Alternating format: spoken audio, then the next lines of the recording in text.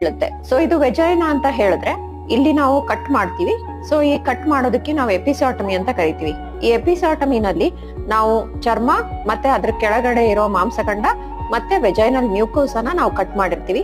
ಈ ಕಟ್ ನ ಆಲ್ಮೋಸ್ಟ್ 4 ರಿಂದ 5 ಸೆಂಟಿಮೀಟರ್ ವರೆಗೂ ಇರುತ್ತೆ. ಸೊ ಇದಕ್ಕೆ 5 ರಿಂದ 6 ಸ್ಟಿಚಸ್ ಬರೀ ಚರ್ಮದ ಮೇಲೆ ಬೀಳುತ್ತೆ. ಮತ್ತೆ ಇದು ಒಳಗಡೆ ಕೂಡ ನಾವು ಸ್ಟಿಚಿಂಗ್ ಹಾಕ್ಬೇಕಾಗತ್ತೆ. ಅಂದ್ರೆ ವೆಜೈನಲ್ ಮ್ಯೂಕೋಸ ಮತ್ತೆ ಮಾಂಸಖಂಡ ಮತ್ತೆ ಚರ್ಮನ ನಾವು ಸೆಪರೇಟ್ ಆಗಿ 3 ಲೇಯರ್ ನಲ್ಲಿ ನಾವು ಸೂಚರ್ ಮಾಡಿರ್ತೀವಿ. ಸೊ ಇದು ಸ್ಟಿಚಸ್ ನ ನಾವು ಡಿಲೇಡ್ ಅಬ್ಸರ್ವಬಲ್ ಅಂದ್ರೆ ಅದು ಬಾಡಿನಲ್ಲೇ ಅಬ್ಸರ್ವ್ ಆಗುವಂತ ಸ್ಟಿಚಸ್ ನ ನಾವು ಉಪಯೋಗಿಸ್ತೀವಿ ಈ ಸೂಚರ್ ಮೆಟೀರಿಯಲ್ ನ. ಸೊ ಇದು 20 ದಿವಸದಲ್ಲಿ ಅದಾಗದೆ ಬಿದ್ದೋಗುತ್ತೆ ಅಥವಾ ಬಾಡಿನಲ್ಲಿ ಅಬ್ಸರ್ವ್ ಆಗುತ್ತೆ. ಮತ್ತೆ ನಾವು ಈ ಸ್ಟಿಚಸ್ ಹಾಕಿದಾಗ ಆ ಜಾಗನ ಡ್ರೈ ಆಗಿ ಇಟ್ಕೋಬೇಕು.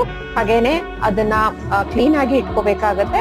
ಮತ್ತೆ ಅದಕ್ಕೆ ಒಂದು ಆಯಿಂಟ್ಮೆಂಟ್ ಕೂಡ ನಾವು ಬರ್ದು ಕೊಡ್ತೀವಿ. ಸೊ ಅದನ್ನ 10 ರಿಂದ 15 ದಿವಸದವರೆಗೂ ತಾಯಿ